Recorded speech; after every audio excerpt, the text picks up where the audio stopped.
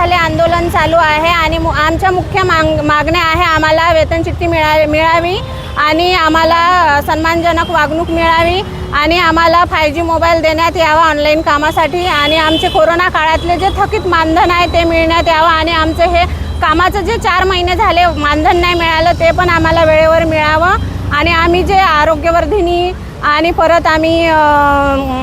प्रधानमंत्री मातृत्व वंदन योजनेच्या जे भरलेले फॉर्म आहे त्याच्या अद्यापपर्यंत आम्हाला 2 ते 3 वर्ष झाले एकही रुपया मिळालेला नाही आहे. तो आम्हाला त्वरित देण्यात यावा व आम्हाला 5G मोबाईल व अनलिमिटेड डाटा देण्यात यावा. माझं नाव रवीना जीवक मुनेश्वर, मी नागरी आरोग्य केंद्र 3 आठवडी बाजार यवतमाळ. ऑक्टोबरपासून आमचे मानधन झालेलं नाही आहे आणि आम्हाला जेव्हा केंद्राची वाढ आली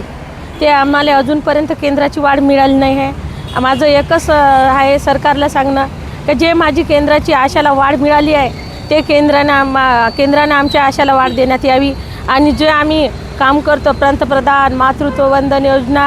आणि आम्हाला ऑनलाईन कामाची सक्ती त्या कामाच्या सक्तीवर आम्हाला ऑनलाईन कामाचं ट्रेनिंग 5Gचा मोबाईल देण्यात यावा आणि पूर्ण आमच्या आशाला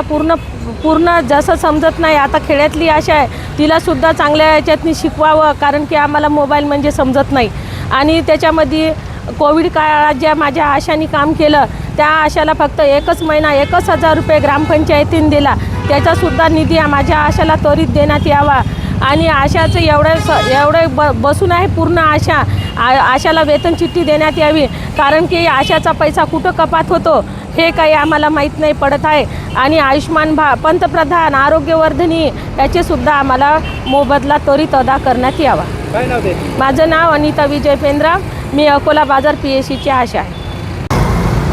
27 जानेवारीपासून आमचं आंदोलन इथे सुरू आहे तरी शासनाने आमची कोणत्याही प्रकारे दखल घेतली नाही. आमच्या मागण्या अशा होत्या का आम्हाला वेतन चिठ्ठी मिळण्यात यावं, आमचं थकीत मानधन 4 महिन्याचं